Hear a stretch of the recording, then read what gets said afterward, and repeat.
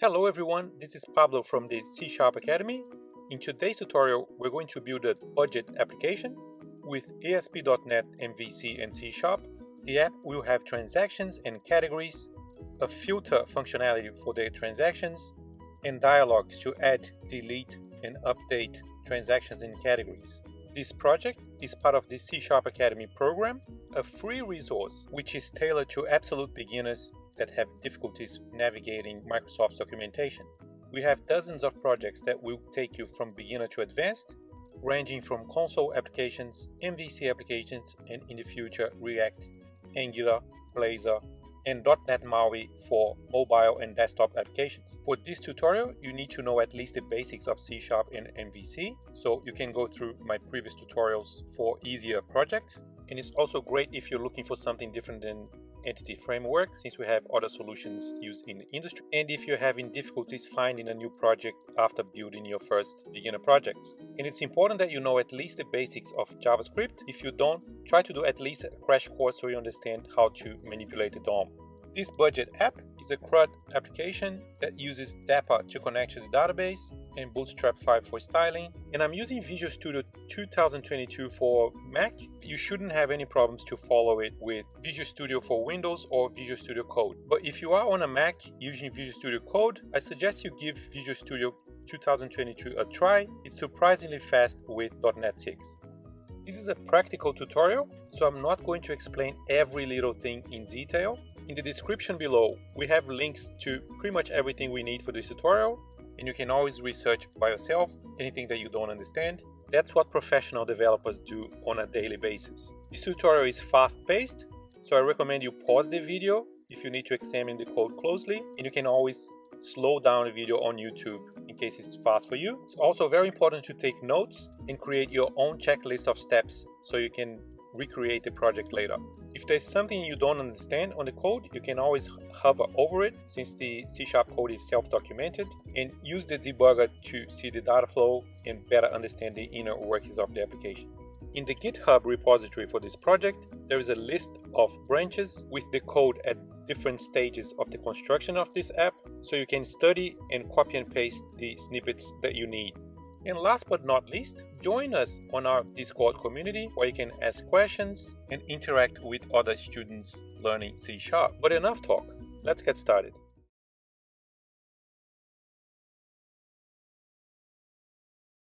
So getting started, let's click on New and let's create a MVC web application. You can choose any name you want. Try to be very specific about your name so that you don't get confused with other projects that you have.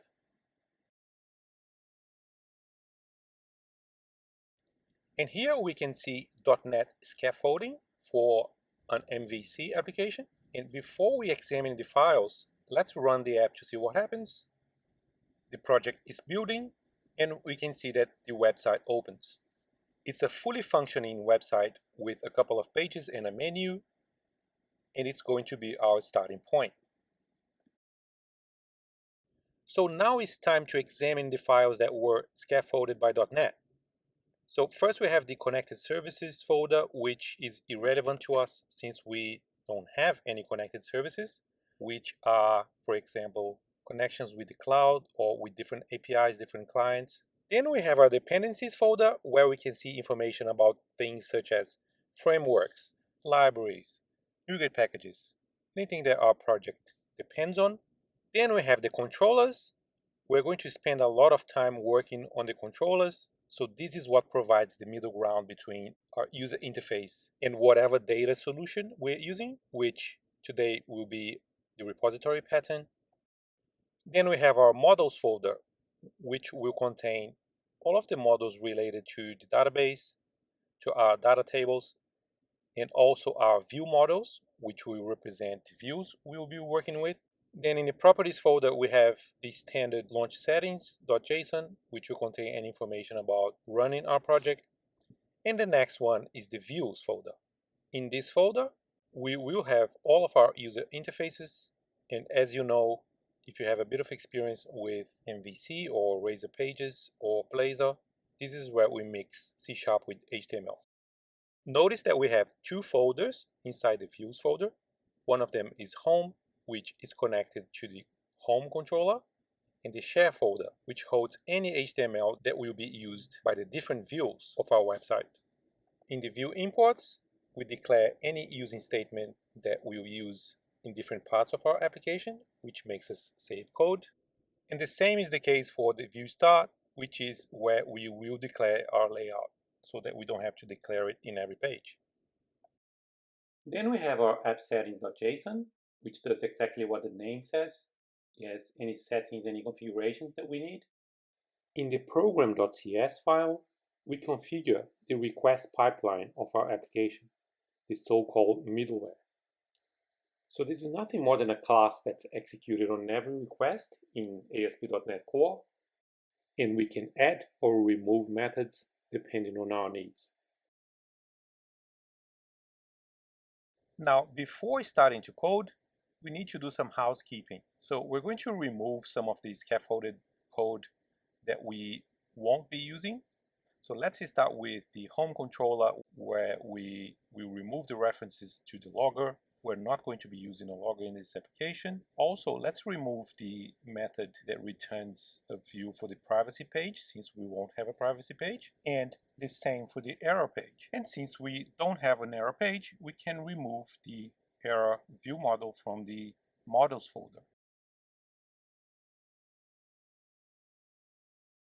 After that, let's remove all of the content from the index page, and let's delete the privacy page since we're not using it. In the shared folder, let's modify the layout.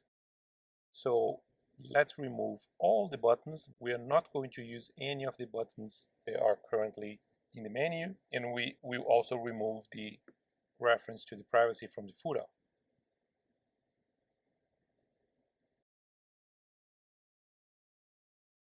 We can also delete the error page.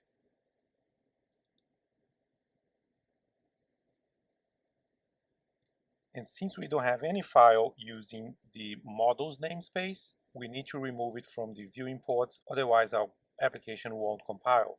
Then in the program.cs, let's remove the middleware for authentication, since it won't be part of our app. Now, if we run the page again, you can see that everything still works, but it's way more empty than in the beginning.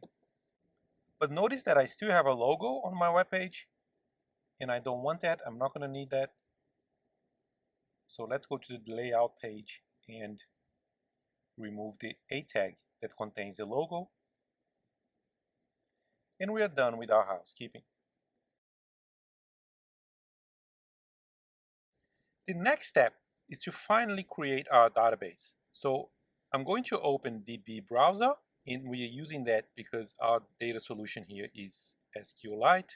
And then if you click on new database, you can choose the name.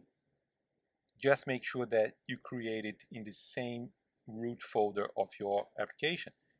If you do it correctly, you can go back to Visual Studio and you can see that the database that you just created is there. Very good. So now we can create our tables. So let's click on the Execute SQL button, and we're going to use a query that creates two tables.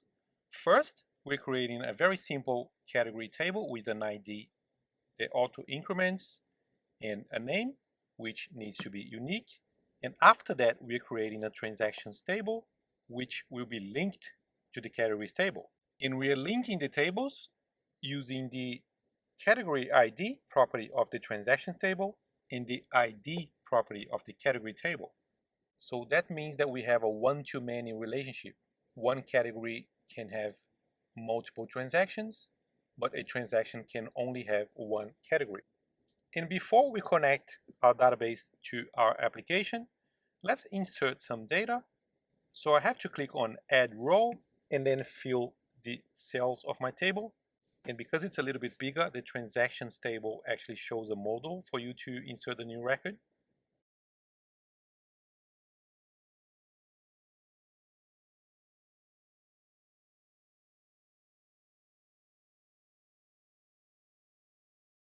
Make sure the date has a proper date format that works correctly. And it's very important that the category ID has a correspondent ID in the category table.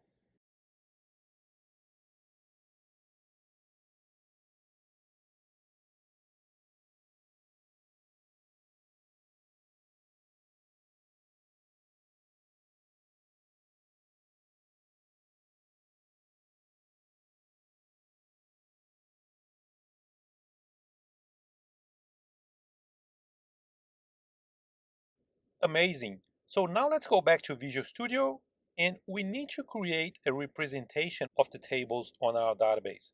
So let's start with a model for the transaction.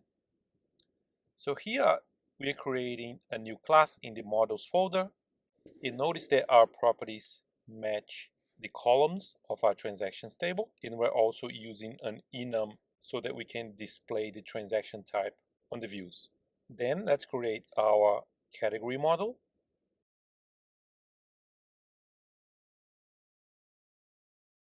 And it will contain the required tag and a remote tag, which we will use later for validation. But for now, you can even comment it out if you want. So now let's create our repository. We are going to use the repository pattern, which means that we're going to have a layer between the controller and the database, and that's going to be our budget repository.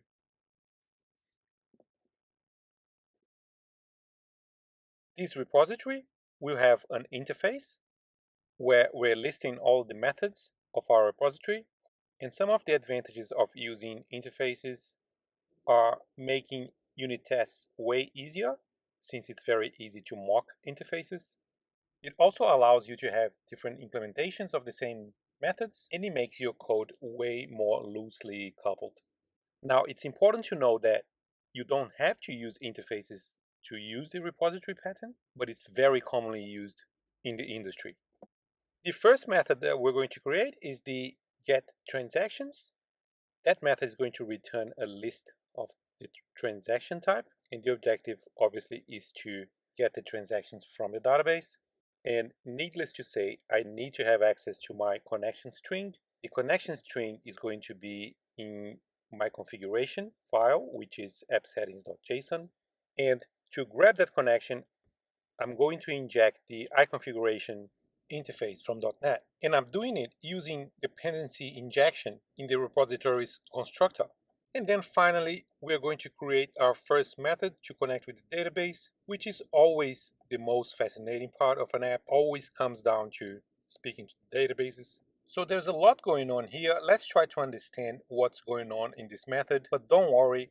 Once you understand the basic structure of how this works, all of the following methods will be easier. The first thing we do is to create an instance of the SQLite connection class. And I'm wrapping it in an using statement so that the connection gets closed after execution. Then I'm sending a query to get the data from the transactions database, but notice that I'm adding a join with the category table, and that's because I need the name of the categories along with my transactions. If you don't have a lot of experience with SQL, I recommend you try this query on your SQL manager or whatever software you use for databases. And it's quite a simple query. The only thing that might be different here is that I'm using aliases, which are nicknames that you can give to elements of your database. In this situation, the aliases are T for transactions and C for categories. And as you can see, it decreases the amount of code that I have to write because I don't need to repeat the name of the tables every time I'm asking for a property. All I need to do is reference the table by the alias. Then I use the query method from DAPA to query the data. And it's a very lean method where I can just tell the name of the type of list that I want to return. And since DAPA returns an IEnumerable by default, I have to transform it in a list before I return, since we want to return a list to the controller. For all this magic to happen, I'm going to need two NuGet packages, and those will be microsoft.data.sqlite and DAPA. So make sure you use your NuGet package manager to get those packages or the command line. And once you're done, don't forget to add the using statements on top of your file. Now, the next step is to create our view models. So what are view models? Basically, it's the representation of what we're going to need in our view. So anything coming from the back end that you need in the view, you're going to declare as a property of your view model. Sometimes you won't need a view model because the representation of your database is exactly the same as the representation of your view. Sometimes you're going to have the exact same properties, but that's often not the case. So I usually like to have a view model so I can add anything that's necessary to my view. So here I'm creating a class called budget view model. And the reason is this is going to be a single page application. That means that all of my view models, all of the data that I'll be working with that relates to the view is going to be in one page. So we're going to have an overarching view model related to the entire domain, which is the budget. And I'm going to declare each property as I need them, as I build my application. So the first thing that I want to do is to display a list of transactions. So I need a list of the transaction type in my view model. And just for the sake of organization, I created a folder called view models so that I separate anything that relates to the entity or from the data models from the models related to the view.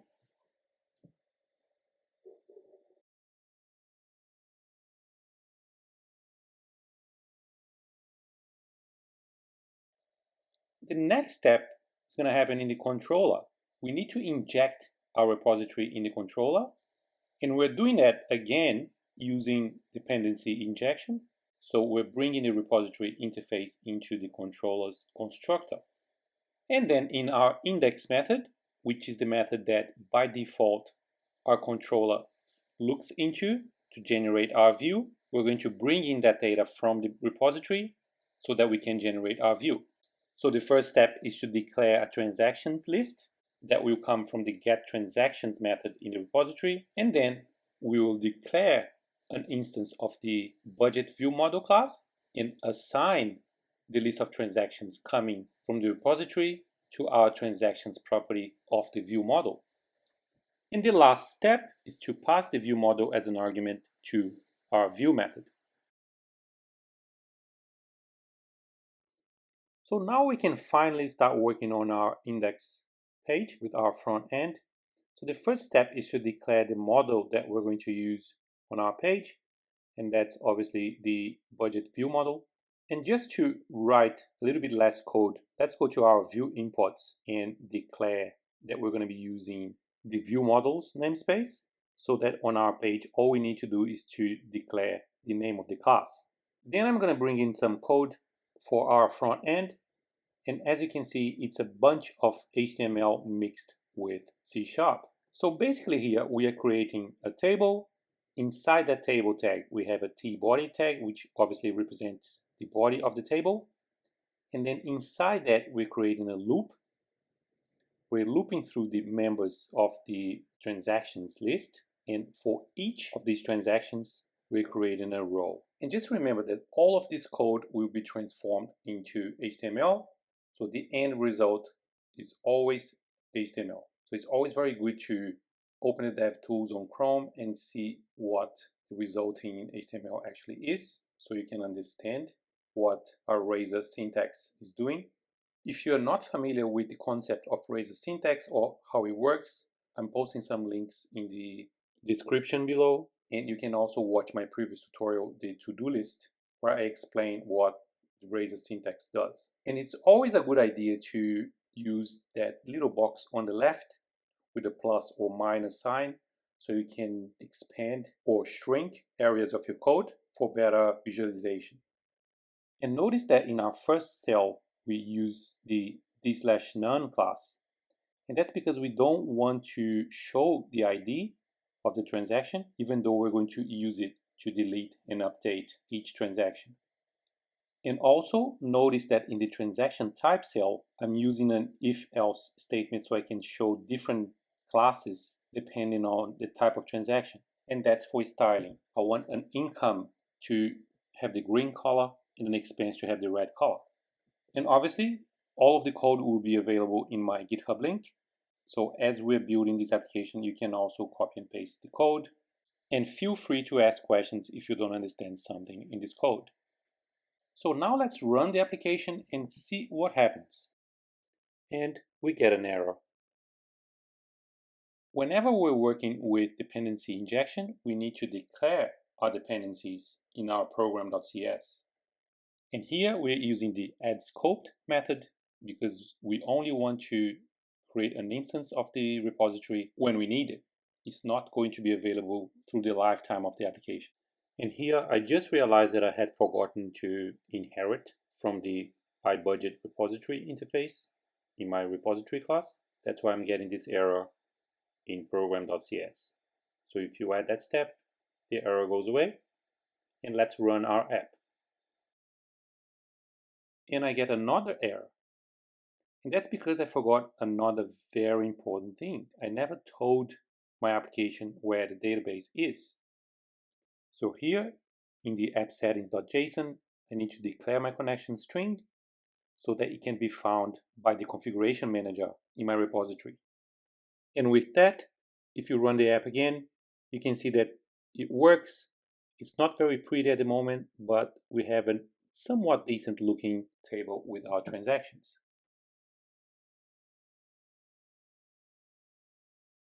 Now let's see how we're going to add transactions. So first of all, let's go to our layout page so we can create a couple of buttons. Here we have the Open Transaction Model button, which we're going to use now, and the Open Category Model button, which we will use later. And all of this code is pretty much just Bootstrap. So all we're doing here is using a bunch of Bootstrap classes to style the button.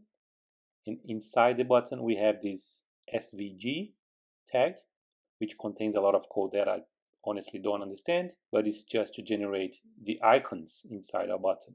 Then let's go back to our index page so we can work on our model. So let's shrink all of the code related to the table so we can work on our model. So basically, I'm declaring a different div in the same view, which will contain a class called model, and the role will be a dialog.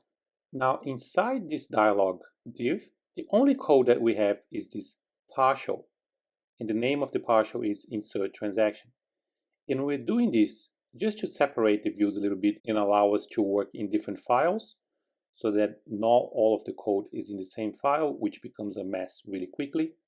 But just keep in mind that whenever we work with partials, all of the generated HTML will be on the same page.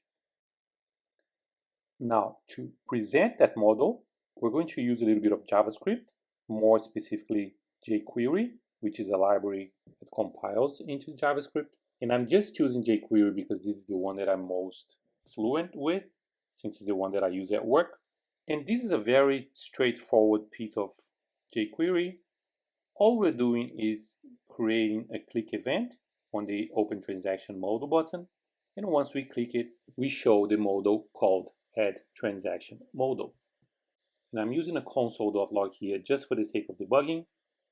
The next step will be to create the Insert Transaction view. And as a convention, we use an underline before the name of partial views.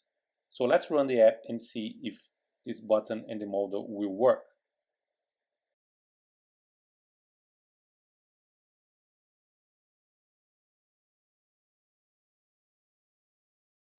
So we have a very ugly button here, and as you can see, the transaction model works. So let's create a view model for the insert transaction model. So right click on the view models folder, create an insert transaction view model. And here are all the properties that I need for the form to insert transactions. And notice that there's a bit of code inside brackets here. These are the data annotations, which I use to modify the way we display the data and for validation rules as well. So we have required for validation, which dictates that that property is required. I can't submit the form without filling that input. And the display name is so that I can show the name of that property in a little bit more user-friendly way. So now let's declare the insert transaction view model as part of the budget view model. And now you might ask, why don't I just create separate view models altogether? Why do I need one view model and several other view models inside that first one? The reason is I can't have several view models for just one page. Even though I have several modals or dialogues, they are not different pages. They're all part of the same HTML, and .NET MVC doesn't allow me to have different view models or multiple view models for one page. And one way to get around that is to declare the sub-view models for the partial view as properties of the main view model. Now we need to work on our repository to include a method that we will insert transactions. But first, we need to get the categories.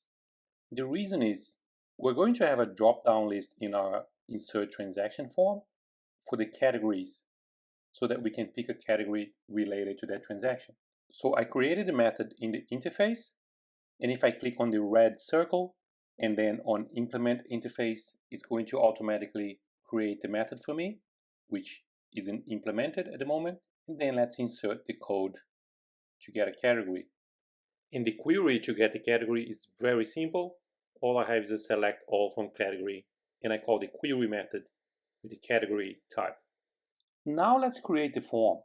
I'm going to bring in some code that you can find in my repository. And here the first thing that we need to notice is that we are also using Bootstrap.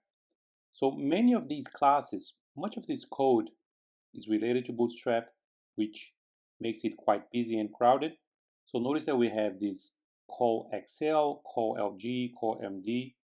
That means that I'm defining the size of each element of the form based on the size of the screen. But I won't get into too much detail about Bootstrap. You can find more information in their documentation if you need. What's really important to us is how C# associates the model with HTML. And for that, we are using tag helpers. If we examine the form tag, we can see the ASP action attribute, and that's going to define what method will be called once this form gets submitted.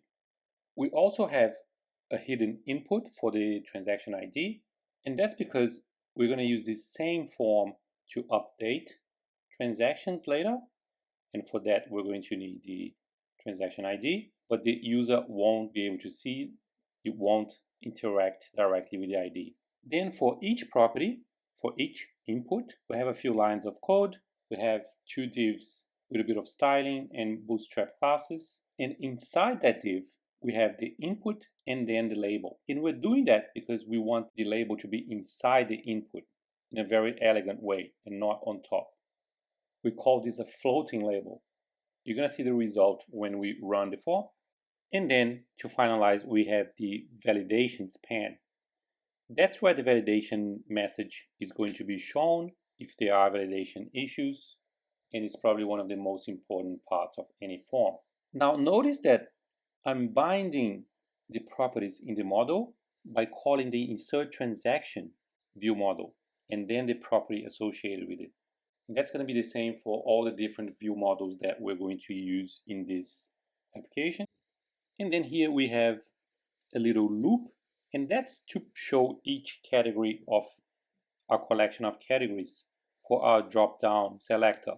So notice here that for each category that we're bringing from the repository, we are showing an option, and the value of that option is the ID of the category, since that's what's going to be recorded on the database. So in the view, the users will see the name of the category, but when they submit, the value of that selection will be the ID. And then we have another drop-down for the transaction type, and since that's coming from an enumeration, we have to use this helper html.getEnumSelectList to show the names in our enumeration instead of the numbers.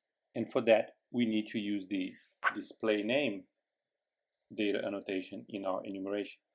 In the controller, let's include the insert transaction view model, and the categories property inside that view model will come from the repository call getCategories. And that should be enough. Let's run the app and see if the form is working. And as you can see, we have a decent looking form with a nice date picker, name property, the amount property, the category dropdown, and the type dropdown. Of course, we can't insert anything without a method in the repository.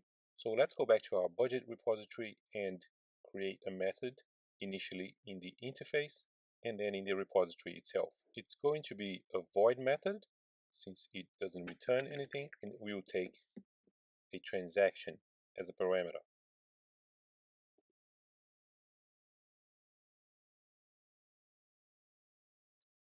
Here we have the insert query, and again, it's a straightforward query, except that DAPA is helping us with the creation of the object.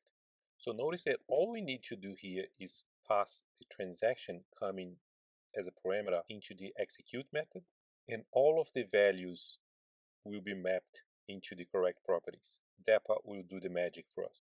So the code becomes way cleaner because we don't need to explicitly declare what each property is. Now, back in the controller, we do need some mapping since the type coming from the view is a budget view model type. So we need to translate that into the transaction type, which the repository expects. However, the mapping is very simple. All I'm doing is declaring a new instance of the transaction type and then assigning each property with the corresponding property in the incoming object. So that's a very common operation in MVC applications, since we have the view models, the front end, often mapping into data models representing the tables in the repositories. Then I'm calling the add transaction method in the repository, passing the transaction as a parameter. And since the insert transaction method has an action result return type, we need to return an action result. And in this instance, it will be the redirect to action, which is going to call the index.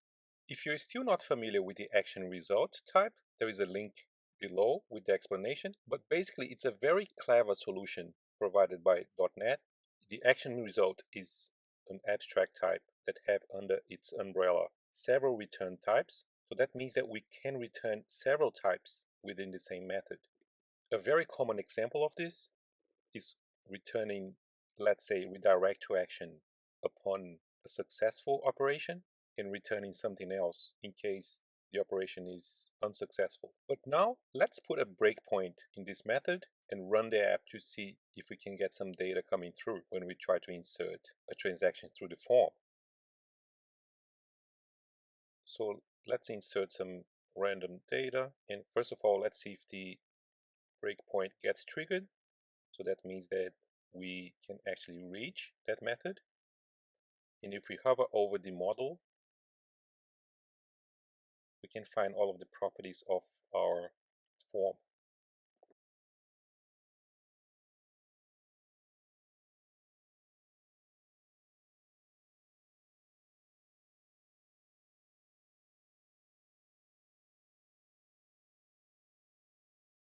And then if you hover over the transaction being passed as a parameter to the add transaction method, you can see that it's being mapped correctly. And since we have the redirect to action as a return type and it returns the index, we get redirected to the list of transactions and it's been updated with the new transaction. The next step will be to update the transactions. So let's go back to the repository and let's create this update transaction method, which is going to be void since it doesn't return anything. And the next step naturally is to create that method with a SQL query. And again, it's going to be a very straightforward, and again, DAPA is going to help us map the transaction type into the values that we're passing to our database.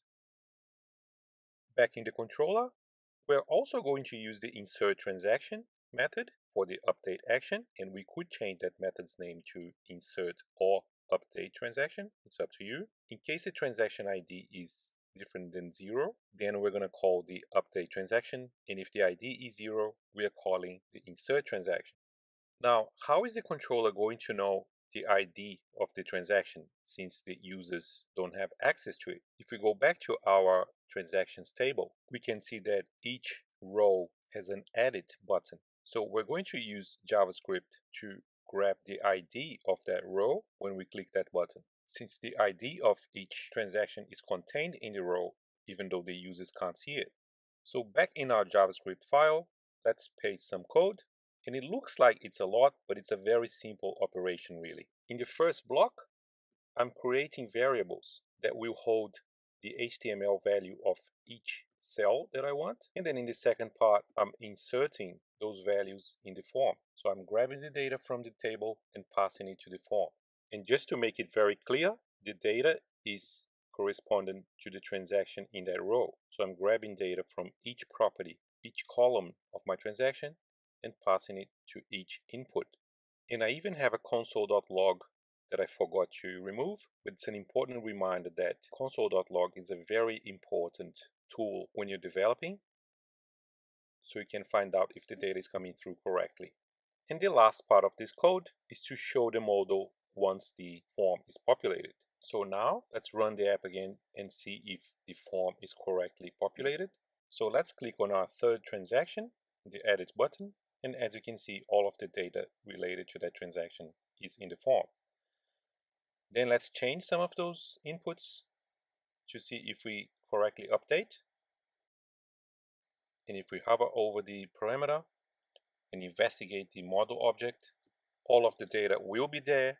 And if we step through the code, we can see that since the transaction ID is higher than 0, we're going to call the update transaction method in the repository. And our record was updated successfully.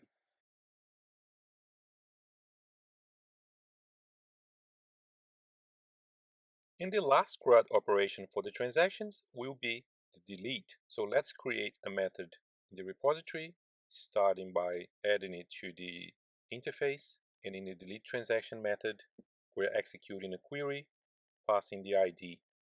So we don't need the entire object, the entire transaction object. All we need is the ID. In the controller, we create an iActionResult method called delete transaction, passing the ID. In this method, we call the delete transaction action in the repository, again passing the ID, and then we redirect the user to the transactions list. So let's see how that's going to work in the front end. So here I'm shrinking the table again so we can better visualize what we're working on. And I created a div with the modal called delete transaction modal. And again, I have a partial called delete transaction. So now I have to create that partial. So you can choose a razor page type of file so that .NET scaffolds it for you. And here I have a very small form that we'll call the delete transaction. But as you can see, for the user, this isn't a form. All the users can see is the question, are you sure? And once they submit, they're actually submitting the ID of the transaction I want to delete, which is a hidden input. But if you look closely, there's nothing in this form that relates to the transaction ID. So we're going to use the same technique that we used for the update to populate this form with the ID that we want to delete. So for that, we're going to use JavaScript again. Back to our JavaScript file, I shrunk the previous methods for better visualization. And here we have a very straightforward operation. We're grabbing the ID from the row where the delete button is, and we're appending it to the form in the model. Once that's done, I open the model, so let's see if it's working. If we open the DevTools and examine the HTML for our page, we can see that the delete method form is already there. It only gets shown to the user once we click on that button. So let's see what happens when we click the delete button. Let's leave the code in the delete model open, and once we click that button, the ID gets appended to the form. And if we click yes, let's see what happens. The transaction is successfully deleted.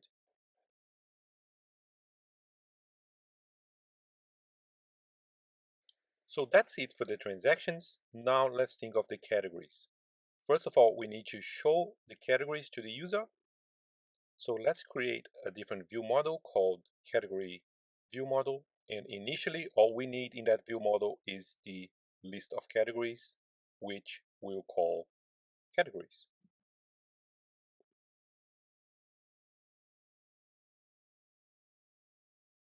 The next step is to create another partial in the index page. That partial will be initially hidden, and for that we need to add the category view model to the main view model, which is budget. Now, if you remember, we already had a getCategories method in the repository because we needed the categories for the insert transaction form. In the controller, I'm assigning a new category view model to the categories property of the budget view model, and in the categories view model, the categories property will be the categories coming from the repository, just as we did before in the insert transaction view model to show a drop down of the categories. And I just realized some of my namespaces were wrong, so I'm just quickly modifying to make it more accurate.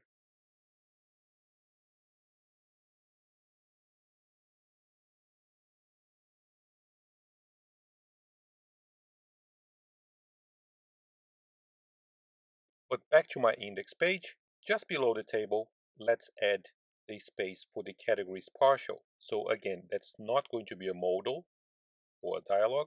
It's going to be a partial that's part of the index page, but initially it's hidden. We will only open it when we click a button to manage categories. Then we have to include the partial view. So again, we're creating a different file called underline categories. And the code for my categories table is very similar to the transactions table. I have an HTML helper for each property, and that's a display for, and we have a cell for the delete and edit buttons.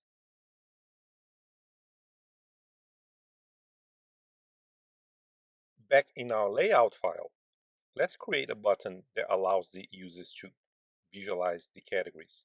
So for the users, it's going to feel like they're going to a different page, but all they're doing is hiding the transactions and showing the categories. So I'm adding two buttons, the Manage Categories button and the Back to Transactions list. And their actions are opposite of each other. Let's see how that's going to work in JavaScript. So in our JavaScript file, we have to make sure that when we click on the Manage Categories button, we show everything that's related to the categories and hide everything that's related to the transactions. And that's done by adding or removing the class d/none from Bootstrap. Then we need to do the exact opposite for the Back to the Transaction button. When we click that button, we are showing everything that has to do with the transactions and hiding anything that relates to the categories. So let's run the app and see if it works. So here we have a Manage Categories button. If we click on it, we can see a list of categories, and the button now is a button to add the categories. And if we go back to the transactions, we can see a list of the transactions, and the button is to add a transaction. And that's all done by JavaScript.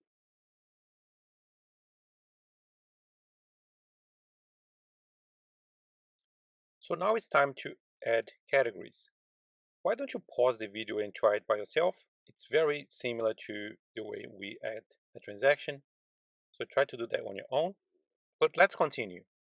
We're going to add another view model, and that's going to be an add transaction view model. So we're going to remove the data attributes, the data annotations from the category, and they're going to be used in the insert category view model instead.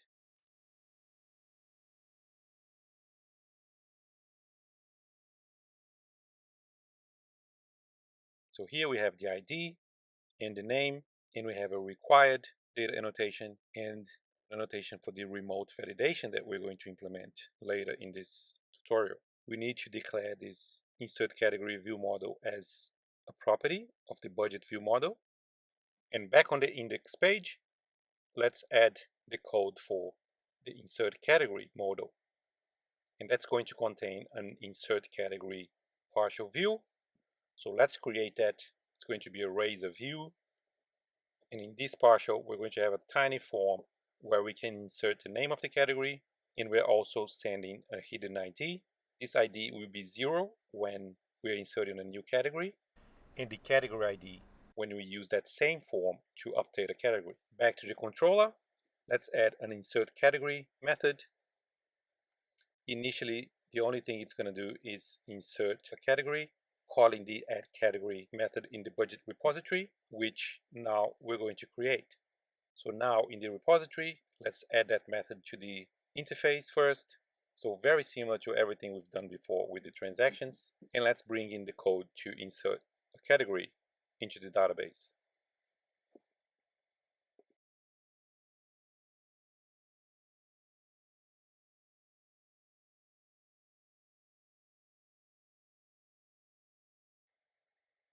Back in the JavaScript file, we need a click event on the Open Category button so we can display the modal, and let's see if all of that is working.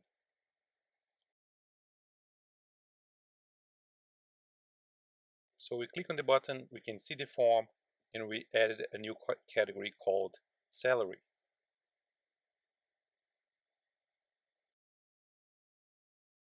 Let's add a new transaction. The name is going to be C# Academy. The amount is 500 and it's of the type income. And as you can see, I have the new value, the new transaction with the new category in my transactions list. The next step will be to update a category. So again, very similar to updating a transaction, we're going to use the same method that we just created to add a category in the same form, the same model. So the first thing we need to do is to create the method in the repository. I'm creating it in the interface first, and now let's implement it in our class. And it's a fairly simple query again, very simple update call. Back in the controller, let's add the logic to use the update category in case the ID is different than 0, and else we use the add category. Once the category gets updated, we redirect the user to the index page. Back on our JavaScript file, let's add some code to update the category model once we click on the edit button. And this one is very similar to the transactions update. Just make sure you're grabbing the correct HTML. So notice here that the generated ID for the input is the insert category underline property name. So if you're running into troubles, open your DevTools and see if you are addressing the correct ID of the element you want. With that done, we can see that the input is correctly populated and updating the category works. Now let's work on our next action, which is to delete a category. So first, let's add the space for the modal in the index page, and then let's create a partial view to delete a category.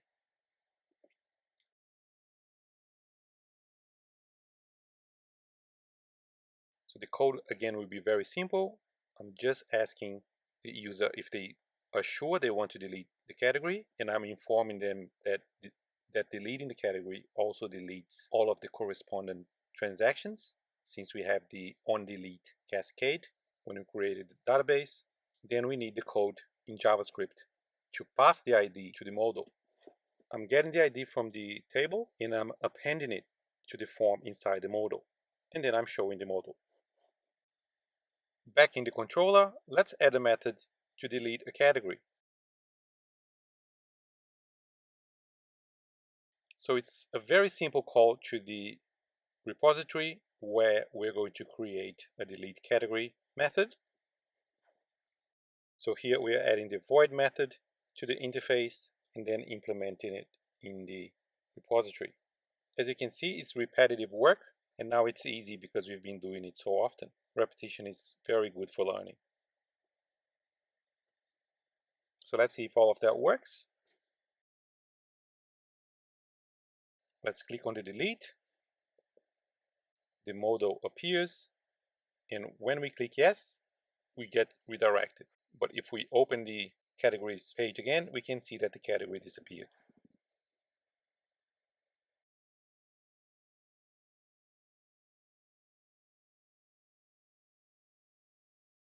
So now that we finished the CRUD operations for the transactions and the categories, let's do a little bit of validation. So we need to add a reference to the validation scripts coming from jQuery into our layout page. It has to be in the bottom of the page. And then let's run the app to see what that simple action does. So let's try to submit a form that's invalid with a bunch of empty inputs. And as you can see, we get a validation error for each input, and it goes away if we fill that input. And that happens because of jQuery. Now, even though we have all of our operations working, I feel like this application wouldn't be very useful if we couldn't filter transactions. So let's add a filter functionality. For that, let's add a filter view model. So filter parameters view model. And we're going to have a category, a start date, and an end date. And we'll be able to filter by category and by date. So for that, we need a list of the categories coming from the database and a start date and an end date. Let's register that view model in the main view model. And then let's add a partial view which will contain the form for the filter. So you can scaffold a new razor view. And the code will be a form with the categories dropdown, a date picker for the start date, and a date picker for the end date. And these inputs are bound to the filter parameters view model, so you need to use that with your tag helpers.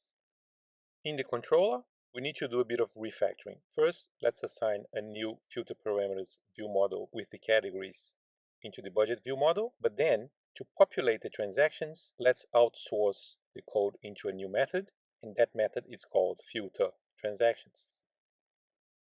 In the first line, I'm getting all of the transactions, so that is my variable. After that, I'm going to filter those transactions depending on the parameters coming from the filter parameters view model. So in the first filter, I'm checking if the category ID is different than 0, which means that we chose a category, but we didn't choose a date, then we're filtering the transactions by the category that we chose. Then, if I didn't choose any category, but I chose the dates, I'm going to filter the transactions based on the start and the end date, which means that I only get transactions that happened in between those two dates of choice. And this code to filter by date is a little bit verbose, and that's because we need to do some parsing since the data coming from the SQLite database doesn't support date. It's a string. So I can't filter based on a string. I need to convert it into a date and then filter. And to finalize, if I receive a category and the dates, I'm filtering based on those two criteria. Then just above my table, let's add the filter form partial view and let's run the app. First, let's add another category so we have more things to filter. Then let's add another couple of transactions.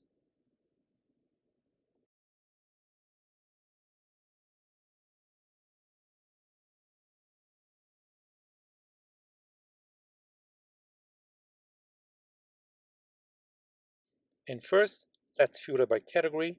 Let's choose salary, and the filter works fine. And the same for gasoline.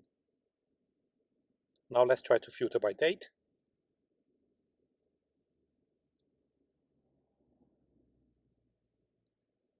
And the filter works. Let's try to filter by date and category.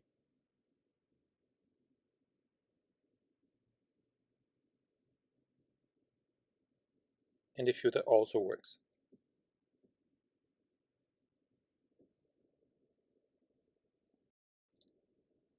Now to finalize our app's functionality, we need to validate the uniqueness of the category name. I decided not to allow the categories to have duplicate names, and for that we need server-side validation, which means that we are checking on the database to validate the user's input. And as this is a very common scenario, .NET has a clean solution for us, the remote validation. Here we have a data annotation, the remote between brackets, and as an argument, we have the name of the method and the name of the controller where the method lives. Back in the controller, we have the isUnique method. Notice that as an argument, we have a string, the string name, but we need the bind with the prefix since this property is inside a nested object. Then I get the categories from the repository and check the string that came as an argument against the incoming list of categories. If there is a duplicate, I return a JSON with a string, category already exists, and that's going to return an error. And if there are no duplicates, then I return a JSON with the boolean true. So let's see if it works.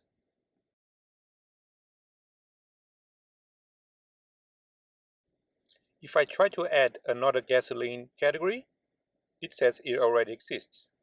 So our server-side validation works. Now the last step is a little bit of styling. Our application works, but it still doesn't look very good. So I'm going to pass some CSS code, and this CSS is not advanced at all. Basically, I'm just targeting anything that I want to style. There are no variables, nothing fancy, just CSS and Bootstrap basics. So it looks a little bit better now, but we still have a problem. Our cancel buttons in our dialogues don't work. They don't do anything. And we are still showing the filter form in the categories page, but we only want to show it in the transactions page. So let's quickly fix these two issues. One more time, JavaScript comes to rescue. So let's add an instruction to hide the filter form when we press the Manage Categories button, and one to show the form when we press Back to Transactions button. Then let's add a couple of functions for our close buttons, one for the delete category modal and another one for the delete transaction modal. So let's see if it works. Let's open our dialog, and the cancel button is working. And that's it. We are done. Thank you very much for watching. Don't forget to check the C# Academy website and to join us on our Discord community. And feel free to reach out to ask questions, give feedback, and suggestions for future projects. See you next time.